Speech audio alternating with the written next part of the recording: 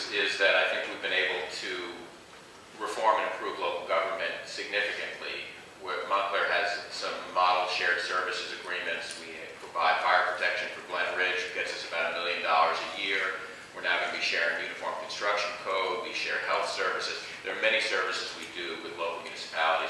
Our challenge, frankly, is that we would love to share more. A lot of the smaller communities around us don't want to give up some of their things, so we would love actually more, frankly, more sticks and carrots from the state to really be able to force some of those changes.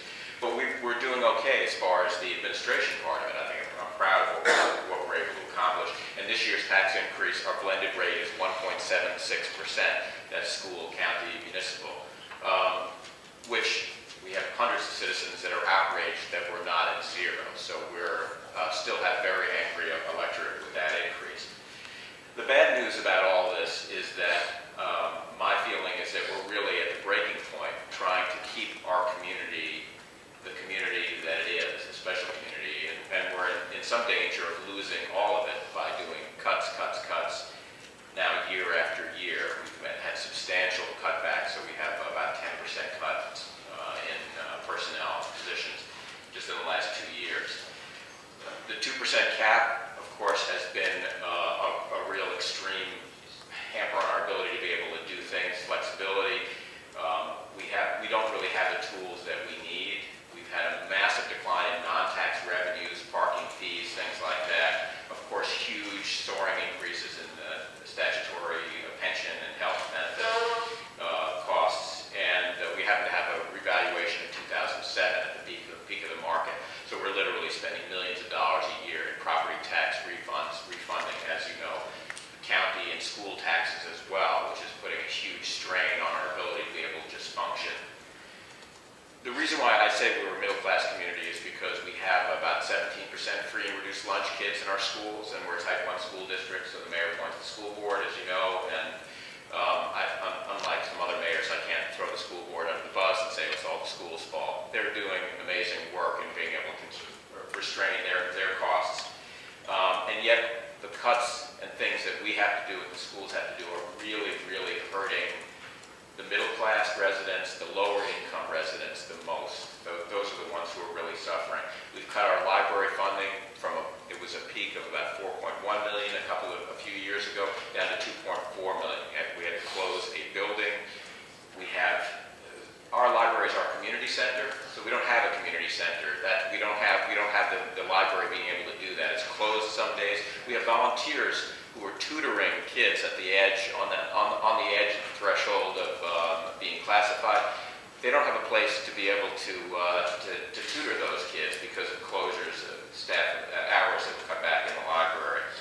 Our staff is cut to the bone, as I said, 10% over the last few years. We've got 50-year-old guys doing trash collection, which we won't privatize because we can do it actually more efficiently than the private companies. It would just be a matter of individual residents paying the bill rather than us paying it. We have 50-year-old guys who are putting trash in the trucks, plowing, cutting the lawns. We actually are cross-trained, so we've got all those efficiencies, and yet we're on the edge of that. We're barely filling potholes. Our public safety is down at the brink. We can't cut our fire department. We're at bare bones, and we were frankly jeopardizing this $1 million model shared services agreement because if we go back past a certain threshold, we are going to be competing, as we may be with another town, as far as them wanting to provide that service. We're sure we do it well, but we just don't have the tools that we need. And we've already cut all the fluff, which unfortunately is important stuff. You know, arts, cultural funding, events. We had no 4th of July. We had volunteers who were able to come in to help us. We got a grant because we got people to sign on to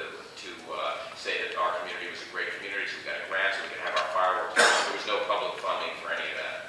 So, in conclusion, I guess I want to say that I understand state government is supposed to help us, and that's what our income taxes that we pay should be for. Some of it should come back to us to help us and set standards and practices so that we can have good, efficient local government, not waste the money that comes to us, and be better managers and stewards of the resources. But we're basically being forced to be bad managers. The cuts that we're going to be forced to make next year, we've already cut into. We're down to the bone. We're going to be breaking the bones next year. We're breaking essentially.